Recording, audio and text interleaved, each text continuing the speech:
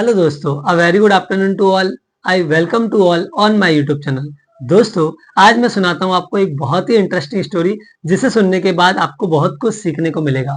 तो स्टोरी ये है दोस्तों कि सड़क किनारे एक भिखारी बैठा रहता है। उसके जस्ट बगल में एक बोर्ड रखा रहता है जिस पर लिखा होता है, I am a blind, please help me. दोस्तों, वहां से बहुत सारे लोग गुजरते हैं, लेकिन कोई भी उस अंधे भिखारी को पैसे नहीं देता। काफी देर होने के बाद वहां से एक लड़की का भी गुजरना होता है। वह लड़की दूर से देखती है कि यहाँ एक अंधा भिखारी बैठा है, जिसके जस्ट बगल में एक बोर्ड रखा है और उस पर लिखा है कि I am a blind, please help me. लड़की सोचती है कि आखिर इसे कोई पैसे क्यों नहीं देता। फिर एकदम से लड़की के दिमाग में कुछ आइडिया आता है और वह उस भिखारी के पास जाती है। उस भिखारी के पास रखे बोर्ड को वो रफ कर देती है और कुछ लिखती है। इतने में ही भिखारी उसके चरणों को टच करता है। वह देखता है कि ये कौन है जो मुझे पैसे देने के लिए आया है। उसे थोड़ा सा फील होता है कि ये कोई लड़की है जो मेरे पास आकर मुझे पैसा देना चाहती है।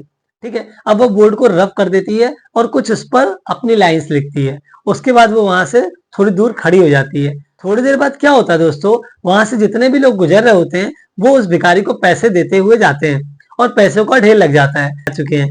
वह बहुत खुश होता है और वह देखता है कि ये जो पास में आई हुई अभी लड़की थी, शायद इसी ने कुछ लिखा होगा।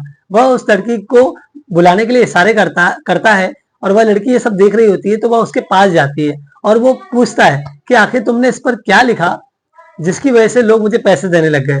तो वह लड़की उसे बोलती है कि लिखा तो वही है जो आप कहना चाहते हैं, बट मैंने डिफरेंट तरीके से लिखा।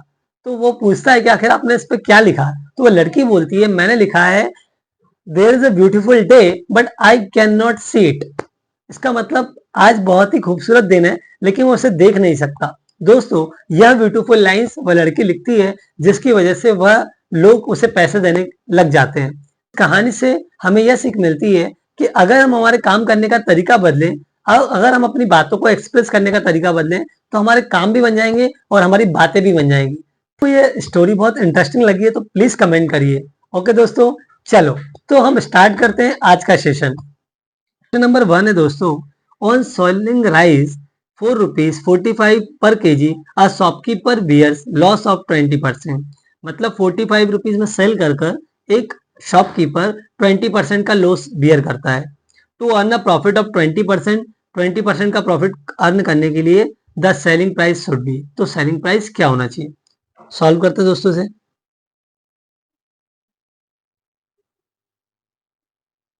सॉल्यूशन देखें दोस्तों। सीपी माइनस सीपी का लॉस परसेंट क्या होता है हमारा, एसपी होता है।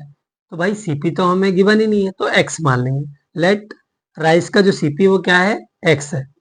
1 kg ऑफ राइस क्या है, एक्स है। ये पर केजी है दोस्तों।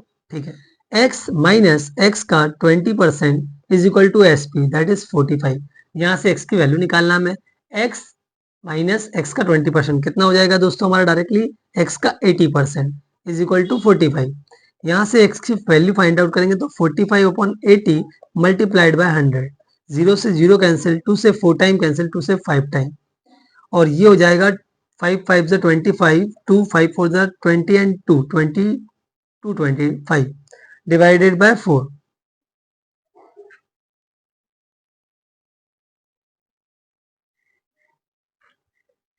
और यहाँ से कैंसिल करेंगे दोस्तों तो 4 5 जा 20, 2 लेफ्ट, 4 6 जा 24, 1 लेफ्ट, 0.25 हो जाएगा, है ना। ठीक है, तो 56.25 हो जाएगा ये हमारा। अब x की वैल्यू निकल आई, मतलब क्या निकल गया हमारे पास, सीपी निकल गया। और हमें क्या चाहिए, 20% प्रॉफिट के साथ एसपी की वैल्यू चाहिए। दोस्तों, सीपी प्लस सीपी का प्रॉफिट परसेंट हमारा क्या हो जाएगा, एसपी। क्योंकि अब हमें 20% के प्रॉफिट पे क्या करना है, सेल करना है। तो सीपी हमारा एक्स है, यानी कि 56.25 है, प्लस 56.25 का 20% इज इक्वल टू, हमें एसपी फाइंड आउट करना है। 56.25 प्लस 56.25 का 20% लिखें, या डायरेक्टली 56.25 का 120% लिखें, बात तो क्या है दोस्तों, एक ही है।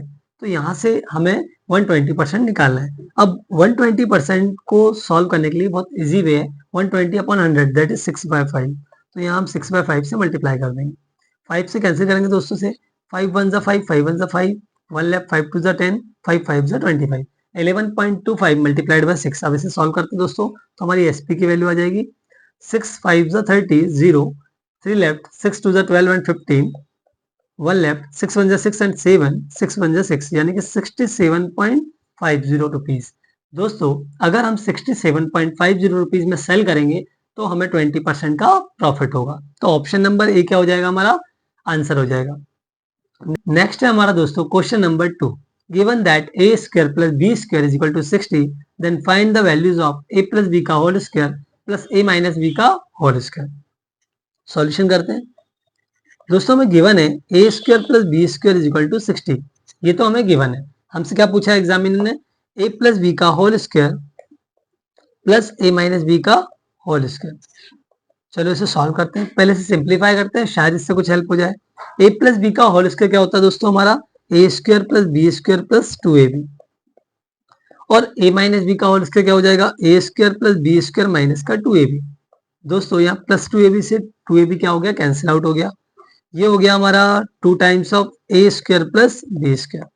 अब चूंकि A square plus B square की वैल्यू तो हमें गिवन है, क्या है 60, तो यहाँ पे पुट कर देंगे 2 मल्टीप्लाइड बाय 60 कितना आ जाएगा दोस्तों 120। तो इस क्वेश्चन का आंसर क्या हो जाएगा directly 120, option number b. Clear है। नेक्स्ट देखते हैं। नेक्स्ट क्वेश्चन है दोस्तों हमारा question number 3। If a plus b is equal to 90 degree है and cos b is equal to 1/3 है, then the value of sine a is, मतलब a plus b 90 degree के इक्वल है, cos b हमें 1/3 given है, और sign a की value हमें निकालना है। देखो इसको कैसे सॉल्व करते हैं, सॉल्यूशन करते हैं। a प्लस बी है हमारा 90 डिग्री, यदि हम यहाँ से b निकालें तो वो जाएगा 90 माइनस a। अब cos b क्या गिवन है दोस्तों हमें 1/3, और हमें किसकी वैल्यू निकालना है, साइन ए की। किसकी वैल्यू निकालना है, साइन ए की। तो अगर मैं बात करूं कि b की जगह अगर हम 90 माइनस ए रख दें तो देखते हैं क्या होता है। अगर हम b की जगह 90 माइनस ए रख दें, यानी कि cos 90 minus A, we can write cos b किसके इक्वल है 90 माइनस ए के।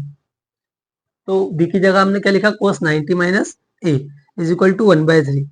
अब sin 90 minus theta, cos 90 minus theta हमें पता है क्या होता है, तो cos 90 माइनस ए क्या हो जाएगा दोस्तों, sin ए। तो sin ए कितना आ जाएगा हमारा 1/3, क्योंकि फर्स्ट क्वाड्रेंट है, सब पॉजिटिव होते हैं। ठीक है, तो आंसर क्या हो जाएगा दोस्तों, ऑप्शन नंबर सी 1/3। नेक्स्ट देखते हैं। नेक्स्ट है हमारा question number 4। Triangle PQR is such that PQ is equal to 9 centimetre, QR is equal to 6 centimeter, PR is equal to 7.5 centimeter, and triangle PQR is similar to triangle XYZ. If XY is equal to 18 centimeter, find the value of YZ. मतलब हमको sides दे रखी हैं और ये हमारे कौन से triangle है, सिमिलर ट्राइंगल है, और हमें क्या निकालना है, कोई और साइड निकालना है। ठीक है दोस्तों, सॉल्यूशन करते हैं। किसी एक ट्राइंगल के हमें साइड निकालना है, सीधा सा मतलब ये। तो दो ट्राइंगल हमें गिवन है, हम बना लेते हैं, ड्रॉ कर लेते हैं। एक का नाम है दोस्तों PQR, एक है हमारा XYZ। ठीक है, अगर हम बात करें PQ की लेंथ कितनी दी है, तो वो दिया है 9 सेंटीमीटर। QR की बात करें तो QR कितना है 6 सेंटीमीटर। अगर हम बात करें PR की तो वो गिवन है हमें 7.5 सेंटीमीटर। अब इसी के जो सिमिलर ट्राइंगल है जिसे हम XYZ बोलते हैं, उसमें भी कुछ गिवन है दोस्तों, देखते हैं। XY कितना दिया है 18 centimetre. Find the value of YZ। अब दोस्तों यहाँ पे हमें लॉजिकल माइंड लगाना पड़ेगा। कैसे, जरा देखो, 9 सेंटीमीटर PQ की वैल्यू है, QR की 6 सेंटीमीटर है, PR की वैल्यू 7.5 सेंटीमीटर है, और XYZ क्या है, इसके सिमिलर ट्राइंगल है। तो सिमिलर में रेशियोज क्या होते हैं, इक्वल होते हैं। तो जिस हिसाब से साइड्स बढ़ेंगी उस हिसाब से सारी साइड्स बढ़ेंगी। तो 9 सेंटीमीटर जो कि करस्पॉन्डिंग है XY साइड के, ठीक है, क्योंकि दोनों ट्राइंगल सिमिलर है, तो उस हिसाब से अगर ये 9 सेंटीमीटर और ये 18 सेंटीमीटर हो गया, मतलब जस्ट डबल हुआ है। तो वैसे ही हर साइड क्या हो जाएगी दोस्तों, डबल हो जाएगी। तो 6 का डबल कितना हो जाएगा 12 सेंटीमीटर, और ये वाली साइड कितनी हो जाएगी 7.5 की डबल, यानी कि 15 सेंटीमीटर। यानी कि हमारा आंसर क्या हो जाएगा, YZ चाहिए तो हमें 12 सेंटीमीटर। ओके, तो ऑप्शन नंबर सी क्या हो जाएगा हमारा करेक्ट आंसर। मतलब कुल मिला के सिमिलरिटी ऑफ ट्राइंगल से हम किसी भी साइड को निकाल सकते हैं। कोई भी एक अननोन साइड वो हमें दे देगा और पूछेगा कि ये वाली साइड आपको निकालना है, जबकि एक साइड गिवन होगी या एक दो साइड आपको गिवन होगी। क्लियर है। नेक्स्ट देखते हैं दोस्तों। नेक्स्ट है हमारा question number 5। ₹10,000 is being compounded at 20% per annum. Calculate the amount after 2 years if rate of interest is charged half yearly. हमें क्या निकालना है दोस्तों? अमाउंट की वैल्यू निकालनी है। सॉल्व करते हैं। भाई प्रिंसिपल कितना गिवन है हमें? 10,000। रेट क्या है हमारा दोस्तों? 20%। Calculate the amount after 2 years if rate of interest is charge half yearly. अब in case of half yearly, यहाँ हम लिखेंगे डायरेक्टली थोड़ा, in case of half yearly rate क्या हो जाता है दोस्तों? हाफ, और टाइम पीरियड क्या हो जाता है? डबल। मतलब इन केस ऑफ हाफ ईयरली हम रेट को आधा करते हैं, समय को दुगना करते हैं। तो रेट को हाफ कर दिया और टाइम पीरियड को क्या कर दिया? दुगना कर दिया, डबल कर दिया। अब यहाँ से अमाउंट का फॉर्मूला क्या होता है दोस्तों? P1 plus R by 100 to the power n, ये अमाउंट का फॉर्मूला होता है। बट यहाँ पर हम r बाय 2 लिखते हैं, 100 लिखते हैं, तो वो कॉम्प्लिकेटेड हो जाता है। तो वहां कॉम्प्लिकेटेड बनाने की वजह हम रेट को ही आधा डायरेक्टली कर देते हैं। भाई रेट कितनी गिवन है हमें? 20%। टाइम पीरियड कितना दिया है? 2 years। तो 20% का हाफ करेंगे तो कितना आएगा दोस्तों? 10%। और टाइम पीरियड का डबल करेंगे तो 2 years का डबल कितना हो जाएगा? 4 years। तो इस तरह से हमारा r बाय 2 यानी कि r कितना हो जाएगा? 10%, और n मल्टीप्लाइड बाई 2 यानी कि इस फॉर्मूले में पुट करने वाला टाइम पीरियड क्या हो जाएगा? 4 years। अब सॉल्व करते हैं। Amount is equal to principal कितना गिवन है? 10,000, 1 प्लस रेट क्या गिवन है? 10%। अब नए वाले रेट के हिसाब से चलना पड़ेगा दोस्तों, और उसकी पावर 4। इसको सॉल्व कर लेंगे तो हमारा आंसर आ जाएगा 10,000 मल्टीप्लाइड बाय, ये हो जाएगा 110 अपॉन 100, और उसकी पावर 4। जीरो से जीरो गया, 11/10 की पावर 4 आ गया दोस्तों। तो 10,000 मल्टीप्लाइड बाय 11/10, 11/10, 11/10 कितनी बार लिख देंगे? 4 टाइम। तो 11/10 multiplied by 11/10 multiplied by 11/10 and multiplied by 11/10। दोस्तों यहाँ से 40 से 40 क्या हो जाएगी? हमारी कैंसिल आउट हो जाएगी। तो कुल मिला के 11 की पावर 4 निकालना है। अब 11 इंटू 11 इंटू 11 यानी कि 11 का क्यूब। 11 का क्यूब क्या होता है दोस्तों? हमारा 1331 मल्टीप्लाइड बाय 11। कुछ स्क्वायर और कुछ क्यूब डायरेक्टली याद रखना है। ऐसा नहीं सोचना है कि हम मल्टीप्लाई वहां कर लेंगे, बेटा इतना टाइम वहां नहीं होता। तो इसलिए हमें क्या करना है? कुछ स्क्वायर्स और कुछ क्यूब्स याद रखना है। अगर मैं बात करूं तो 1 से लेकर 50 तक के स्क्वायर आपको याद होना चाहिए, और क्यूब्स की बात करें तो 1 से लेकर 20 तक तो क्यूब्स याद होना चाहिए, तब जाके कहीं बात बनेगी। 1331 मल्टीप्लाइड बाय 11, तो 11 बन जाए 11, 1 लेफ्ट, और 11 3 33, और 1 34, 11 3 33, और 3 36, 3 लेफ्ट, 11 बन जाए 11, और 3 14, यानी कि ये आ गया 14,641। ऑप्शन नंबर बी में है हमारा ये ऑप्शन। तो ऑप्शन नंबर बी क्या हो जाएगा हमारा करेक्ट आंसर? क्लियर है क्या? इसमें हमें प्रिंसिपल दिया था, रेट दिया था, बस हाफ ईयरली का केस था। तो इस हाफ ईयरली को मार्क कर लो दोस्तों। हाफ ईयरली के केस में हम क्या करते हैं? रेट को आधा और समय को दुगना। यही यदि ये क्वार्टरली होता तो क्या करते? क्वार्टरली में रेट को 1/4 करते और टाइम पीरियड को 4 टाइम्स करते। यही यदि मंथली होता तो क्या करते? रेट को 1/12 करते और टाइम पीरियड को मल्टीप्लाइड बाय 12 करते। ये चलता। नेक्स्ट देखते हैं। नेक्स्ट है हमारा question number 6। P can do a piece of work in 60 days. P किसी काम को 60 डेज में कर सकता है, and Q can do the same work in 50 days. Q कितने दिनों में कर सकता है दोस्तों? 50 डेज में। Find the ratio of working efficiency of P to Q. P और क्यू की हमें एफिशिएंसी का रेशियो निकालना है। तो ये बहुत ही आसान है दोस्तों, देखो कैसे करेंगे। पी किसी काम को 60 डेज में करता है, क्यू किसी काम को, सॉरी उसी काम को 50 डेज में कंप्लीट करता है। अब हमारे पास क्या है सबसे शॉर्ट ट्रिक? LCM method. तो हम 60 और 50 का एलसीएम लेंगे तो उससे क्या निकल जाएगा? हमें टोटल वर्क मिल जाएगा। 60 और 50 का एलसीएम कितना हो जाएगा दोस्तों? 300 होना चाहिए। 300 आया तो 300 यूनिट्स लिख देंगे, ठीक है। और ये तो डेज दिए ही है दोस्तों। अब इफिशियंसी निकालें तो 300 डिवाइडेड बाय 60 करेंगे तो कितना आएगा? 5 यूनिट्स पर डे। यानी कि पी की इफिशियंसी है एक दिन में 5 यूनिट करने की। 50 से डिवाइड करेंगे तो आएगा 6 यूनिट्स पर डे।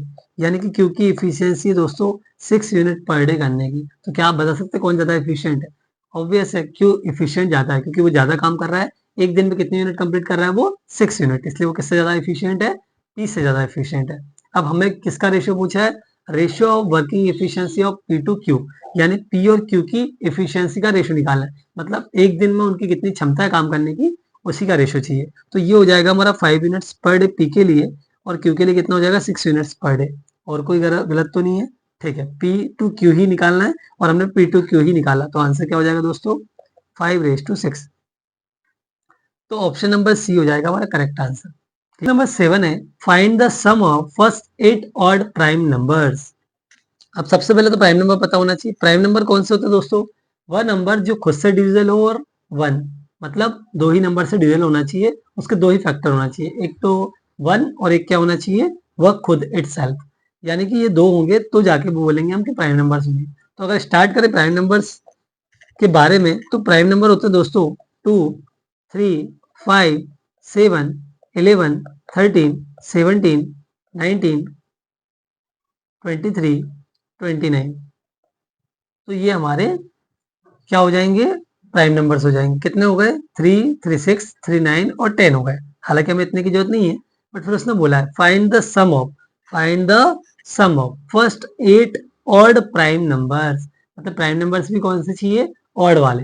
दोस्तों मैं आपको एक चीज बता दूं कि पहले वाले प्राइम नंबर को छोड़कर, मतलब सबसे छोटा जो प्राइम नंबर है 2 है, उसको छोड़कर बाकी सारे ऑड प्राइम नंबर्स ही होते हैं। तो हमारी गिनती कहाँ से स्टार्ट होगी? 3 से होगी। पहला प्राइम नंबर 3 हो गया, दूसरा 5 हो गया, फिर 7 हो गया, फिर 11 हो गया, फिर 13 हो गया, फिर 17 हो गया, फिर 19 हो गया। कितने हो गए? 3 और 3 6 और 7 और 1 8 23। इस तरह से हमारे फर्स्ट 8 ऑड प्राइम नंबर्स हमने लिख लिए। इनका सम निकालना, find the sum of first 8 odd prime number, मतलब इनका सम करना है। 3 + 5 + 7 + 11 + 13 + 17 + 19 + 23 का हमें क्या करना है? टोटल करना है। ठीक है, चलो देखते हैं। तो 5 और 3 कितना हो जाएगा? 8, 8 और 7 कितना हो जाएगा? 15, 15 और 11, 15 और 11 कितना हो जाएगा दोस्तों? 26, 26 और 13 कितना हो जाएगा? 39, 39 और 17 कितना हो जाएगा? 57, नहीं 56, 56 और 19 कितना हो जाएगा दोस्तों? 56 और 19 होना चाहिए 75। ठीक है, 75 और 23, 75 और 23 कितना हो जाएगा हमारा? 98 होना चाहिए। यस 98। 75 और 20 हुआ 95 और 3 98। ठीक है, तो ऑप्शन नंबर बी क्या हो जाएगा दोस्तों? हमारा करेक्ट आंसर हो जाएगा। क्लियर है? नेक्स्ट देखते हैं। नेक्स्ट है क्वेश्चन नंबर 8। क्वेश्चन नंबर 8 क्या है? If a is equal to 2b/3, b is equal to 2c/3 and c is equal to 2d/3, then find the ratio of b and d। b और d के बीच का ratio निकालना है दोस्तों। पहले इसे जमा लेते हैं। a इज इक्वल टू क्या गिवन है हमें? 2b/3, b is equal to क्या गिवन है? 2c/3 और c इज इक्वल टू क्या गिवन है दोस्तों? 2d/3। पहले तो रेशियो निकालते हैं। a b को उधर लेके आते हैं तो a/b इज इक्वल टू हो जाएगा 2/3। c को उधर लेके आ सकते हैं तो b/c क्या हो जाएगा दोस्तों? 2/3।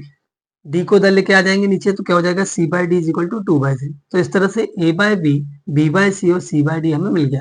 अब हमें रेशियो किस किसके बीच में निकालना है? b और d के बीच में। तो ऐसा कोई लॉजिक बिठाना पड़ेगा जिससे b और d मिल जाए हमें। अब पहले वाले में b है बट d नहीं है, और पहले वाले में b है बट लास्ट वाले में d है, और सेकंड वाले में b है और लास्ट वाले में d है। तो मैं तो सेकंड और थर्ड का रेशियो निकालने की कोशिश करता हूँ, या दोनों को मल्टीप्लाई कर देता हूँ corresponding.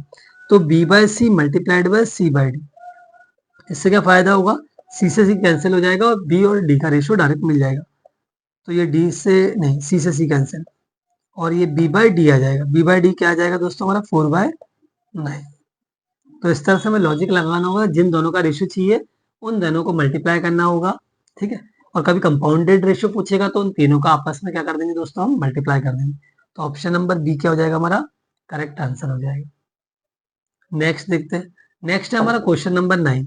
In a mixture 25 litres the ratio of milk and water is 4:1। एक मिक्सचर है जिसमें 25 लीटर मिक्सचर की क्वांटिटी है, उसमें मिल्क और वाटर का मिक्सचर है, और उसमें मिल्क कितना है? 4 रेशो में, और 1 रेशो में क्या है हमारा?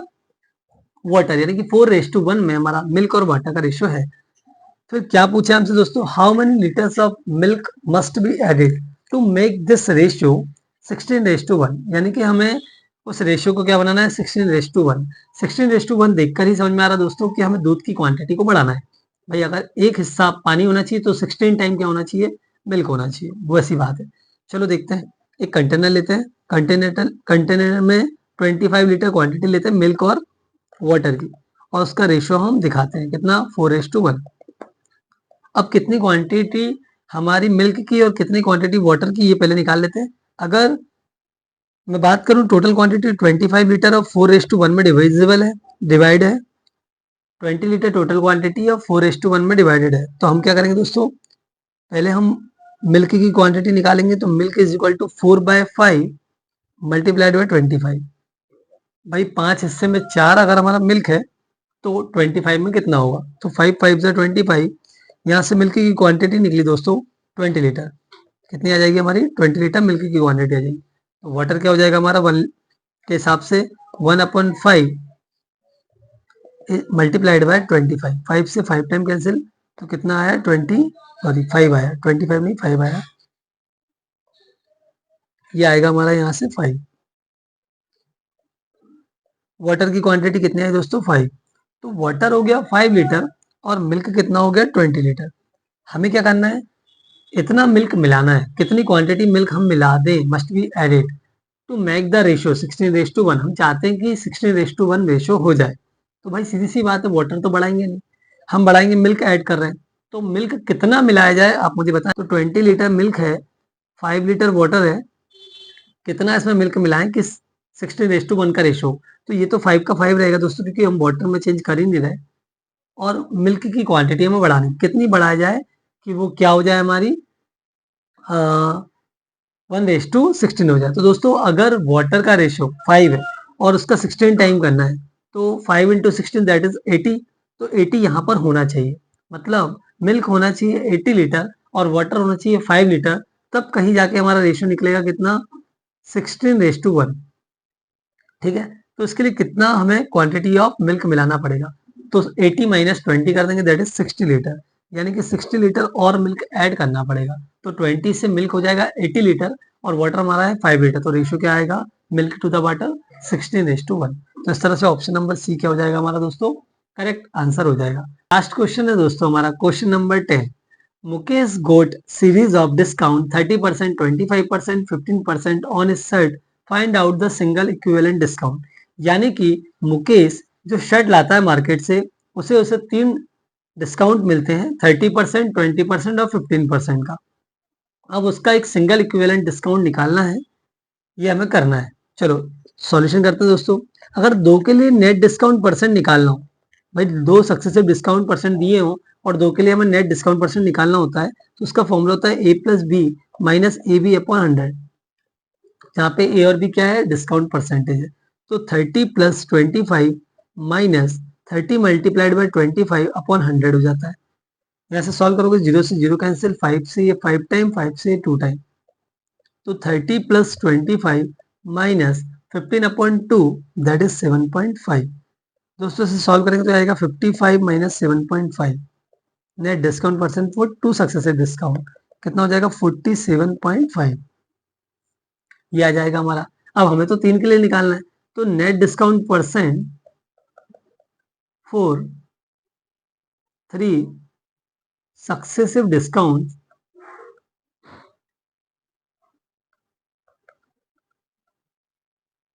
के लिए निकालना, तो क्या हो जाएगा, 3 सक्सेसिव डिस्काउंट के लिए जो 2 का नेट आया उसको तीसरे के साथ हम रख देंगे। तो ये भी हो जाएगा 47.5 प्लस 15 माइनस, यहाँ पे आएगा दोस्तों माइनस